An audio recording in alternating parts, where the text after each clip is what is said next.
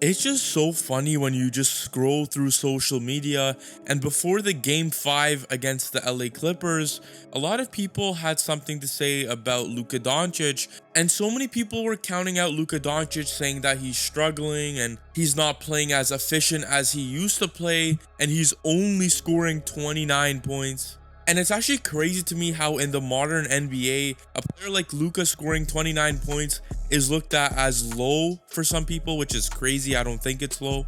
But take a listen to what the media had to say before Game 5 about Luka Doncic and the Mavericks. Playing very well, Mavs fans, so don't come for me. Been bothered by knee soreness, but said that isn't an excuse for how he's playing. But what are the Clippers doing defensively to make Luka struggle? What we thought. Even if it'll be better if Kawhi was there, you got another body to throw at him, but they're just making it tough on him. He has tendencies like everybody else. They've read his tendencies. They're making each possession tough on him, trying to keep him off the free throw line as much as possible. Yeah, because that'd be the difference, man. Like, guys take shots, they're gonna make shots, they're gonna miss shots, but when they get into that line 10 plus times a game, that's the key. Free throws is the key. So yeah, they're keeping him off the line and making each possession tough on him. They shrinking the floor, making other guys make plays. Playoff, yeah, ain't nothing. And it's very fortunate for them that they have a certified killer in Kyrie over there that he can throw that thing to when he ain't got it going. So, but no, it's just he's it's a Luka talent, but the Clippers are just paying attention to details and paying attention to tendencies in a playoff series. I'm seeing you every other game now. And they got bodies to throw at them, from Man to Powell to Westbrook. You just could keep throwing people at them, so they got defenders.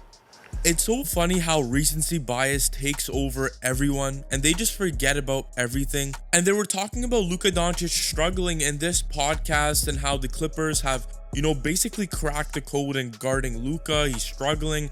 Well, in Game 5, what happened? He had 35 points, 7 rebounds, and 10 assists. And in that clip, they were talking about causing Luka Doncic to take shots rather than going to the free throw line, because that's apparently his kryptonite, not taking free throws. Well, he only took 5 free throws and dropped 35 points on 53% from the field. So I'm pretty surprised as in what they're going to say in their next podcast. Are they going to talk about Kyrie Irving struggling? Or are they going to talk about him shooting bad from the three-pointer? That just can't happen. Players have bad games, and it's just bad to just make up these narratives saying the Clippers found out how to guard Luka Doncic, when in reality, they just got torched a couple of hours ago. But on the bright side, we have a point guard in the NBA that is known for scoring and getting to a spot, and this is Trae Young. And Trae Young had a lot to say about the Dallas Mavericks and how their duo of Kyrie Irving and Luka Doncic works well, even though they're two ball-dominant guards. I know Luka had a really, I would say, viral press conference. Like, nah, man, this on me. Like, I'm not doing a good job. I feel like I'm letting him down. Yeah. These are two very ball-dominant guards.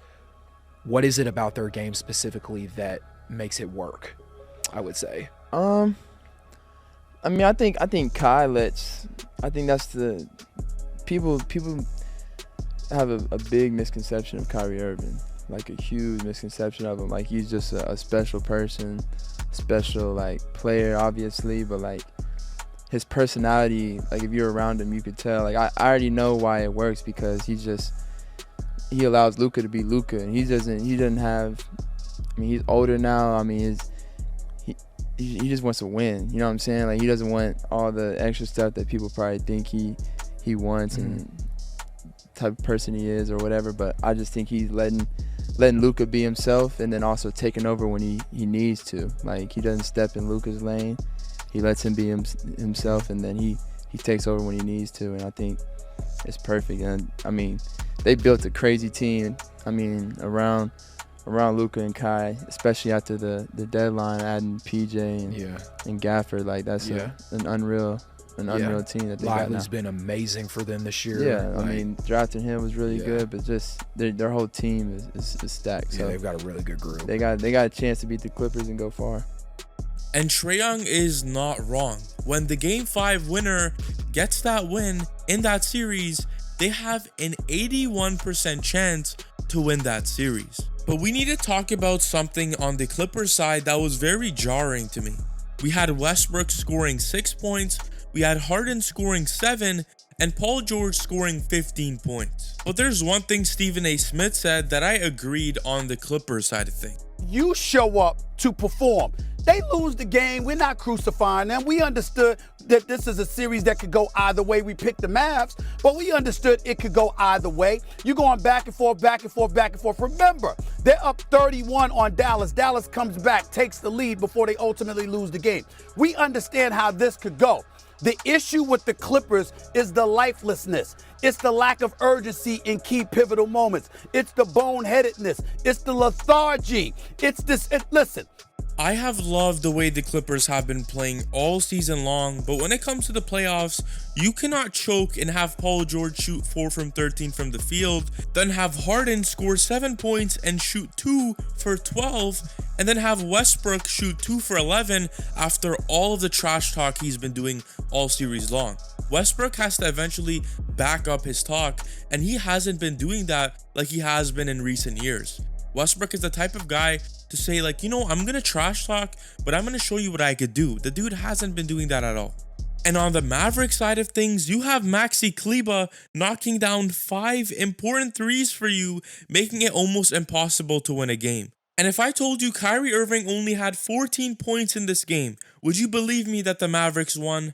You would not believe me, but this team is so deep to the point where anyone can step up and really fill in the scoring of Kyrie Irving to get you the victory. Dereck Lively stepped up big, scoring 12 points and going perfect from the field. You have Derrick Jones Jr., who is going absolutely crazy, going 2 for 4 from the 3 and shooting 71% from the field. And obviously, you always got Daniel Gafford that's going to grab those rebounds and put the ball back in the net. And do I think that the Clippers have Luka Doncic figured out? No. Nobody in the NBA has Luka Doncic figured out. And I think that's a very weird statement to say that, oh, Luka Doncic is struggling because he's only scoring a 29-point triple-double. Wow, that is struggling. If you consider that struggling, well, I don't know. But you never know, this could be a very close series. The Clippers can answer back in Game 6, and it goes to Game 7. But according to all statistics, the Mavericks have an 81% chance to pull through here. And I like how the Mavericks are playing, and especially throughout the season after that addition with Daniel Gafford, they have been lighting it up, and they had the spark to them. But let me know in the comment section, what do you think? Do you think the Mavericks are going to go out there in Game 6 and get the job done? Or will this be a 7-game series? Let me know what you guys think in the comments, because this is about to get interesting. If you enjoyed the video, make sure you hit that like button and that subscribe. I'll catch you guys in the next one.